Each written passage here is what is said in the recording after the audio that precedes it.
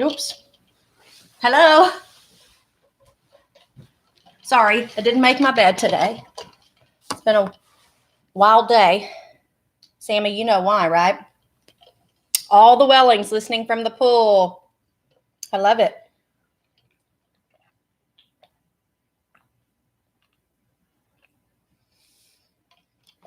Sammy's here. Sammy, you've been waiting a long time. Look at you.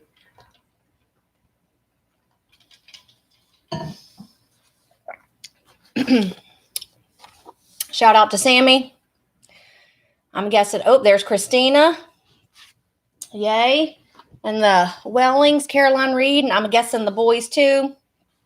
I want to say hi to my nephews, Abram and his mom, Kelly, my sister, and they're going to watch the replay. And then Hudson and Riley and Elijah from the other side of the world. I hope you are watching and enjoying. And whoever else is with us, I'm so glad you're joining in with us. Hope you can hear me loud and clear. I was able to hold it together last night. The first time I read the book, I was not able to do that. So anyway, so I will pick up where we ended yesterday, chapter 19, where Edward is now being called Jangles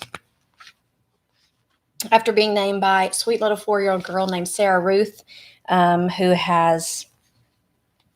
is no longer with Jangles.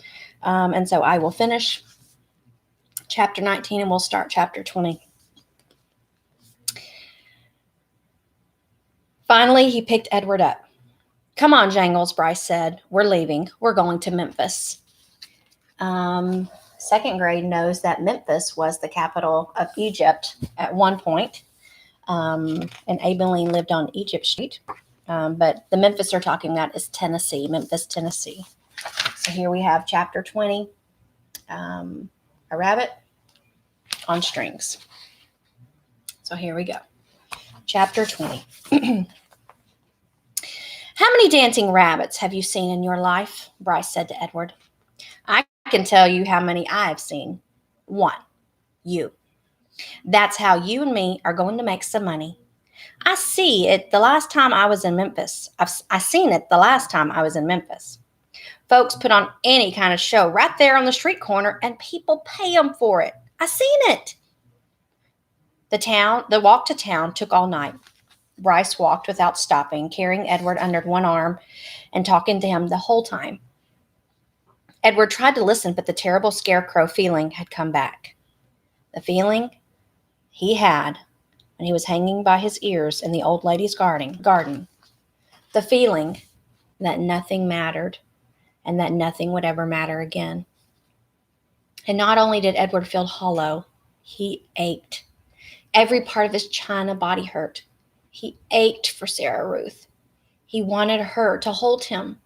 He wanted to dance for her.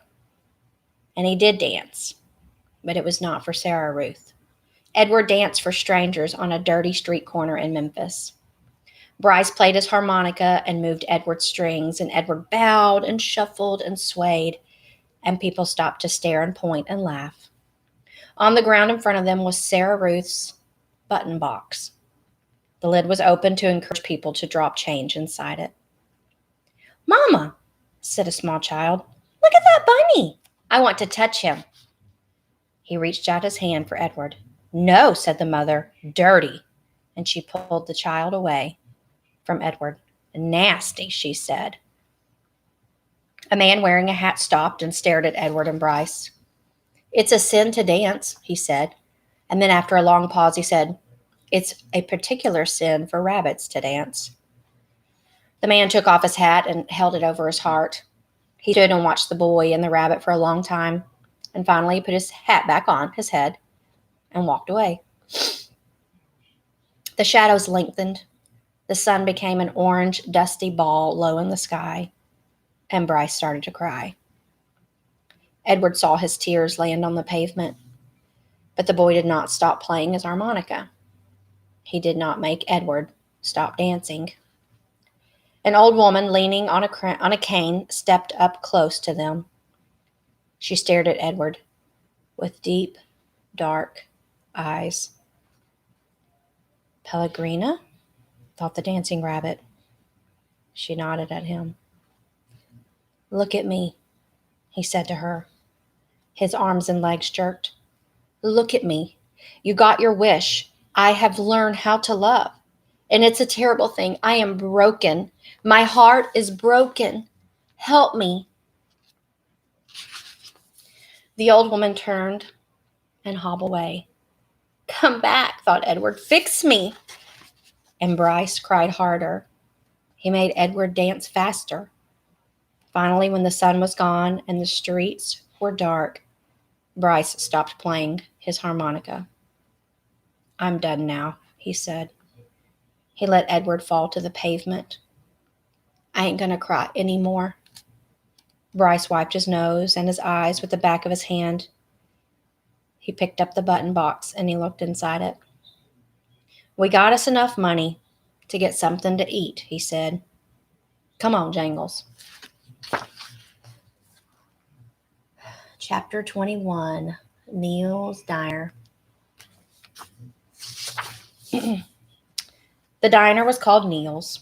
The word was written in big red neon letters that flashed on and off. Inside, it was warm and bright and smelled like fried chicken and toast and coffee. Bryce sat at the counter and put Edward on a stool next to him. He leaned the rabbit's forehead up against the counter so that he would not fall. What you gonna have, sugar? The waitress said to Bryce. Give me some pancakes, said Bryce, and some eggs. And I want steak, too. I want a big old steak. And some toast and some coffee. The waitress leaned forward and pulled at one of Edward's ears and then pushed him backward so that she could see his face. This your rabbit? She asked Bryce. Yes'm. He's mine now. He belonged to my sister. Bryce wiped at his nose with the back of his hand. We're in show business, me and him. Is that right? Said the waitress. She had a name tag on the front of her dress. Marlene, it said. She looked at Edward's face and then she let go of his ear and he fell forward so that his head rested against the counter again. Go ahead, Marlene, thought Edward. Push me around. Do with me as you will. What does it matter? I'm broken. Broken. The food came and Bryce ate all of it without even looking up from his plate. Well, you are hungry for sure, said Marlene as she cleared away the plates. I reckon show business is hard work. Yes'm, said Bryce. Marlene tucked the check under the coffee cup. Bryce picked it up and looked at it and then shook his head. I ain't got enough, he said to Edward. Ma'am, he said to Marlene when she came back and filled up his coffee cup. I ain't got enough. What, sugar? I ain't got enough money. She stopped pouring the coffee and looked at him. You're going to have to talk to Neil about that. Neil, it turned out, was both the owner and the cook. He was a large, red-haired, red-faced man who came out of the kitchen holding a spatula in one hand. You came in here hungry, right? He said to Bryce.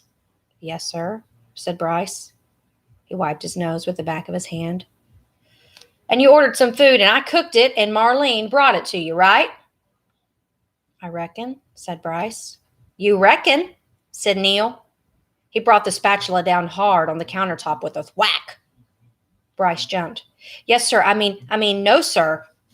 I cooked it for you, said Neil. Yes, sir, said Bryce. He picked Edward up off the stool and held him close. Everyone in the diner had stopped eating, and they were all staring at the boy and the rabbit and Neil. Only Marlene looked away. You ordered it. I cooked it. Marlene served it. You ate it. Now, said Neil, I want my money. And he tapped the spatula lightly on the counter. Bryce cleared his throat. You ever seen a rabbit dance? He said. How's that? Said Neil. you ever before in your life seen a rabbit dance?" Bryce set Edward on the floor and started pulling the strings attached to his feet, making him do a slow shuffle. He put his harmonica in his mouth and played a sad song that went along with the dance. Somebody laughed. Bryce took the harmonica out of his mouth and said, "He could dance some more if you want to. He could dance to pay for what I ate."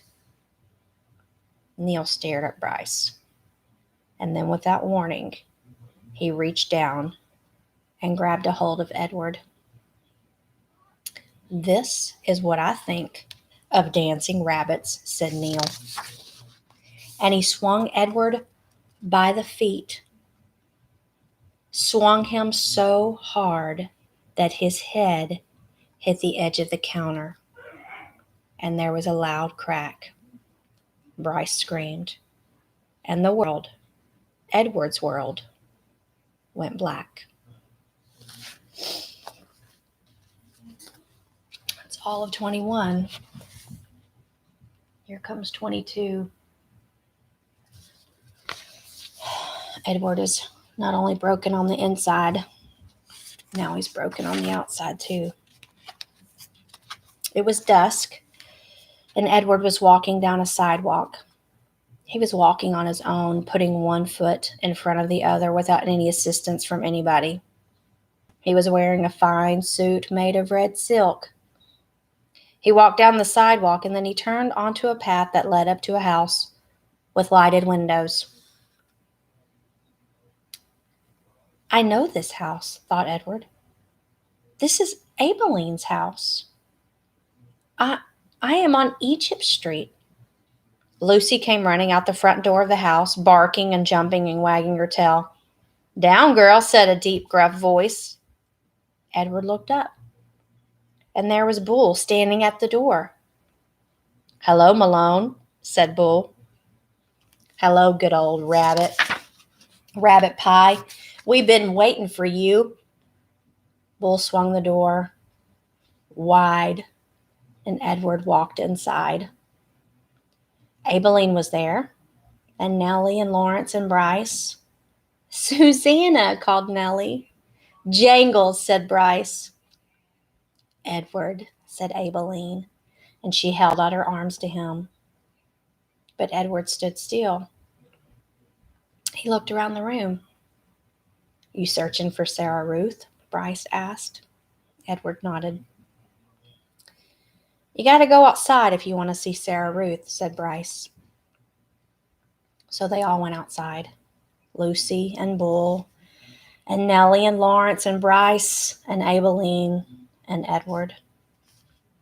"Right there," said Bryce. He pointed up at the stars. "Yep," said Lawrence. "That is Sarah Ruth constellation." He picked Edward up and he put him on his shoulder. "You can see it right there."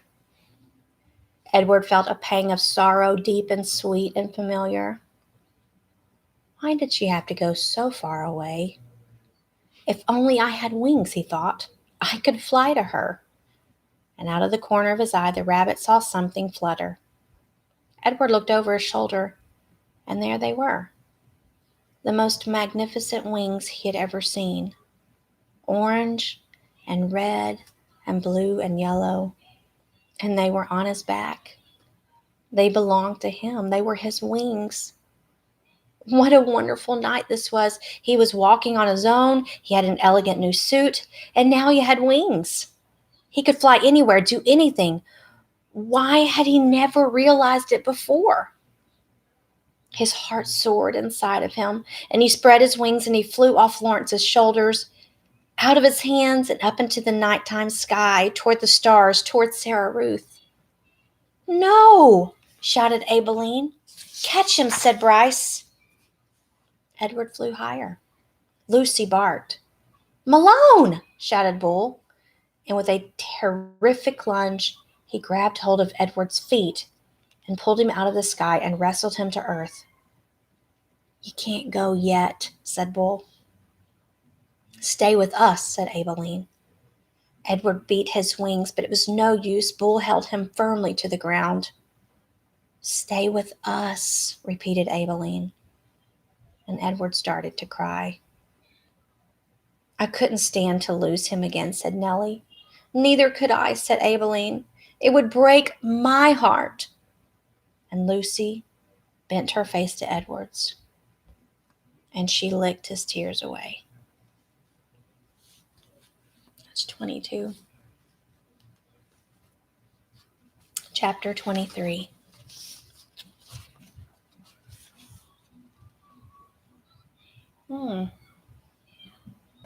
What do we have here?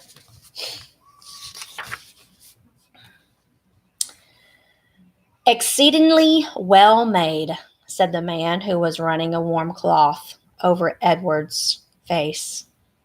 A work of art, I would say. A surpassingly, unbelievably dirty work of art, but art nonetheless. And dirt can be dealt with, just as your broken heart has been dealt with. Edward looked into the eyes of the man. Ah, there you are, the man said. I can see that you're listening now. Your head was broken. I fixed it. I brought you back from the world of the dead. My heart, thought Edward. My heart is broken. No need to thank me, said the man. It's my job, quite literally. Allow me to introduce myself. I am Lucius Clark, doll mender. Your head, may I tell you. Will it upset you? Well, I always say the truth must be met head on, no pun intended. Your head, young sir, was in 21 pieces. 21 pieces? Edward repeated mindlessly. Lucius Clark nodded. 21, he said. All modesty aside, I must admit that a doll mender without my skills might not have been able to rescue you. But let's not speak of what might have been. Let us speak instead of what is. You are whole. You have been pulled back from the brink of oblivion by your humble servant, Lucius Clark. And here Lucius Clark put his hand on his chest and bowed deeply over Edward. This was quite a speech to wake up to, and Edward lay on his back trying to absorb it. He was on a wooden table. He was in a room with sunshine pouring in from high windows. His head apparently had been in 21 pieces, and now was put back together into one. He was not wearing a red suit. In fact, he had no clothes on at all. He was naked again, and he did not have wings. And then he remembered Bryce, the diner, Neil swinging him through the air. Bryce! You are wondering, perhaps, about your young friend, said Lucius. The one with the continually running nose? Yes. He brought you here weeping and begging for my assistance. Put him together again. Please, please, he said. Put him back together again. I told him, I said, young sir, I am a businessman, and I can put your rabbit back together again for a price. The question is, can you pay the price? He could not, of course. He could not. He said that he could not. I told him then that he had two options, only two. The first option being that he seek assistance elsewhere. Option 2 was that I would fix you to the very best of my considerable abilities, and then you would become mine. His no longer, but mine. Here Lucius fell silent. He nodded, agreeing with himself. Two options only, he said. And your friend chose option 2. He gave you up so that you could be healed. Extraordinary, really. Bryce, thought Edward. Lucius Clark clapped his hands together. But no worries, my friend. No worries. I fully intend to keep up my end of the bargain.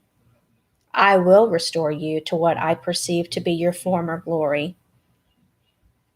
You shall have rabbit fur ears and a rabbit fur tail. Your whiskers will be repaired and replaced. Your eyes repainted to a bright and stunning blue. You will be clothed in the finest of suits. And then someday, I will reap the return of my investment in you. All in good time. All in good time. In the doll business, we have a saying: there is real time and there is doll time. You, my fine friend, have just entered doll time. And that's all for tonight, ladies and gentlemen. That is where we leave Edward in a doll maker's mender's shop without Bryce, without anyone except for the mender, the one who's going to make him beautiful again, right? Because in the beginning, being beautiful was all that mattered. Being the most exquisite, extraordinary rabbit was all that mattered. And so now he has no one, and he will be extraordinary again. So that's all for Edward Tulane tonight. And we'll see how long doll time will last, because apparently doll time and real time are completely different. So thanks for joining me. We have one more installment tomorrow night, and we'll finish this miraculous journey that Edward Tulane is on. Thanks for joining me. Second grade, we will Zoom tomorrow. It'll be a great day. Lots of fun stuff planned, so make sure to be there. Everyone else who joined, thank you for coming. We'll finish it up tomorrow night. Have a wonderful evening. Love you all. Bye.